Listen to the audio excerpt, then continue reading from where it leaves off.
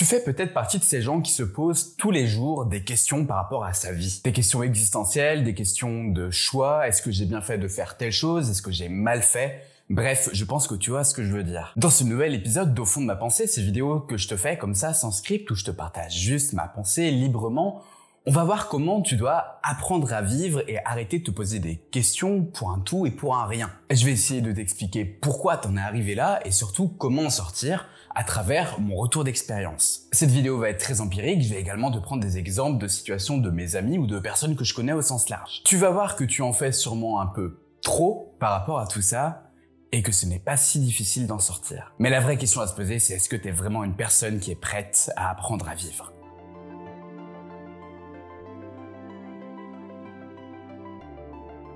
Nous sommes dans une société contemporaine qui est basée sur deux choses, l'image et le savoir. L'image parce que beaucoup de personnes partagent leur vie, leur quotidien sur les différents réseaux sociaux, et le savoir parce qu'on est dans une société où on pousse de plus en plus les gens à faire des études culturelles, des études intellectuelles, plutôt que des études où on apprend moins de choses en termes de connaissances générales, je parle. Mais avant de développer ma pensée, je vais me présenter à toi rapidement. Je m'appelle Pierre Creusier, j'ai 28 ans au moment où je tourne cette vidéo et j'ai créé le média En Forme pour accompagner la réflexion de chaque personne qui souhaite partir à la conquête de sa vie. Ça fait plusieurs années que je travaille personnellement sur toutes les thématiques du développement personnel concret, donc si ça t'intéresse, je t'invite à t'abonner juste ici et à activer la cloche. Je reviens donc à ce que je disais, la société de l'image et la société du savoir, avec de grands guillemets. Celle de l'image, basée sur les réseaux sociaux, nous amène à idéaliser les situations des autres. Ce qui peut être d'ailleurs un vrai facteur pour toi de remise en question.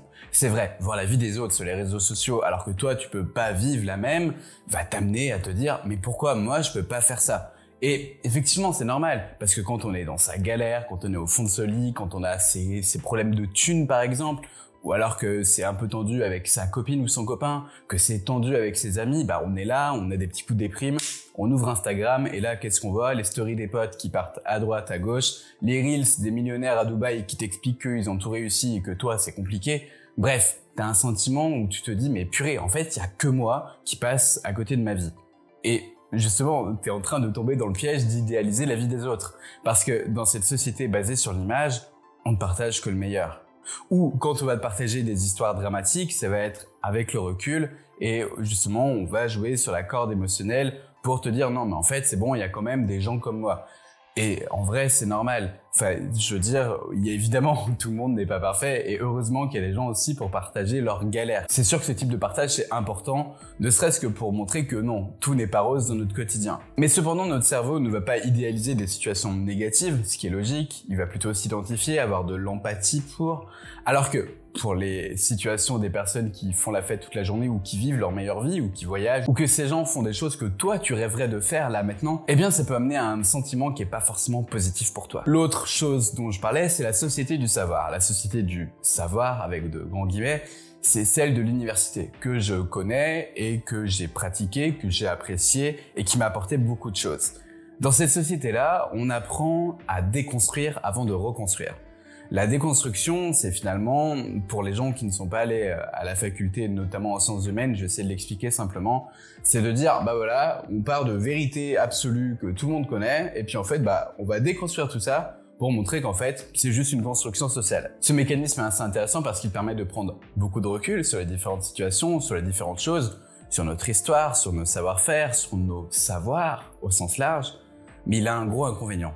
C'est qu'il nous fait toujours tout remettre en question, y compris nos propres choix. Et cette remise en question, à titre personnel, je la trouve assez positive lorsqu'il s'agit de dégrossir un travail, mais pas forcément négative quand il s'agit de soi-même. Prendre du recul et analyser sa personne, analyser ses faits et gestes, ça peut avoir du sens lorsque c'est quelque chose d'occasionnel. Et comme je te l'ai dit dans de précédentes vidéos, je suis une personne qui me remet énormément en question. Donc, je trouve que c'est un défaut parce que je connais très bien la chose. En fait, je pense que c'est important de le faire de manière épisodique. On a vécu un moment important, quelque chose de potentiellement traumatisant ou même quelque chose de super cool. Bah, c'est important de prendre un peu de recul et de se dire « Ah purée, ça c'était vraiment bien pour ça » ou là c'était vraiment négatif pour ça. Mais par contre, si ça devient quelque chose de systématique au quotidien, bah là il y a un risque. Là il y a un risque de se poser beaucoup trop de questions, de pas être assez dans l'action et finalement de pas avancer. Entre l'idéalisation et la déconstruction, on a le cocktail parfait pour se poser trop de questions négatives sur soi et finalement ne pas kiffer l'instant présent. C'est pour ça qu'à partir d'aujourd'hui, je t'invite vraiment à faire une chose. C'est à mettre en place des temps de remise en question. Alors tu vas me dire, Pierre, tu déconnes, c'est absolument l'inverse de ce que tu viens de nous dire. Non, justement. Ces temps de remise en question que tu vas mettre en place par exemple une fois par semaine, ou une fois tous les 3 jours, ou je ne sais pas moi, une fois tous les 15 jours en fonction de qui tu es, en fonction de tes envies, vont te servir justement à prendre un temps spécifiquement pour la remise en question. Ce qui veut dire que le reste du temps ne sera pas dédié à ça. Le reste du temps sera dédié à, pourquoi pas, travailler, profiter, vivre de tes passions, vivre avec tes amis, vivre des aventures sentimentales, vivre en fait, tout simplement. Faut que tu apprennes à prendre des temps pour vivre qui doivent être beaucoup plus nombreux que les temps de remise en question. Si t'es comme moi, que t'as un projet long terme, par exemple, moi c'est l'entrepreneuriat, et que tu remets tous les jours en question ton projet, je te jure que tu n'avanceras jamais. Alors que si tu fais un point par semaine, ou dans ce cas précis sur quelque chose qui est beaucoup plus long terme, un point par mois ou un point par trimestre, pour suivre l'évolution de ton projet en suivant le plan d'action et voir si tu es en phase avec tes objectifs, si tu veux créer de bons objectifs, d'ailleurs j'avais fait une vidéo qui est juste ici, eh bien là pour le coup ça sera positif parce que tu vas vouloir te remettre en question pour t'améliorer. Mais si c'est une remise en question qui est directement liée à une situation comme ça à chaud, aïe, a priori tu ne vas pas te remettre en question de la bonne manière parce que l'émotionnel va être énormément présent, tu ne vas pas être à froid sur le sujet et donc au lieu de profiter d'un instant qui pourrait être cool, malgré un petit accro pas très positif sur le moment, je ne sais pas moi, eh bien non, tu vas être dans une remise en question, etc., etc. Attention, évidemment, si tu vis un événement négatif, l'idée n'est pas de le squeezer. Et évidemment, il faut apprendre à vivre ces émotions négatives aussi. Mais là, je te parle vraiment des situations du quotidien où tu vas avoir une petite dispute, une petite altercation, un petit quelque chose qui va te mettre dans un état négatif alors que ça n'en vaut pas la peine et te plonger dans une grosse remise en question. Les instants positifs dans notre quotidien, quand on y réfléchit et qu'on prend du recul, il n'y en a pas tant que ça.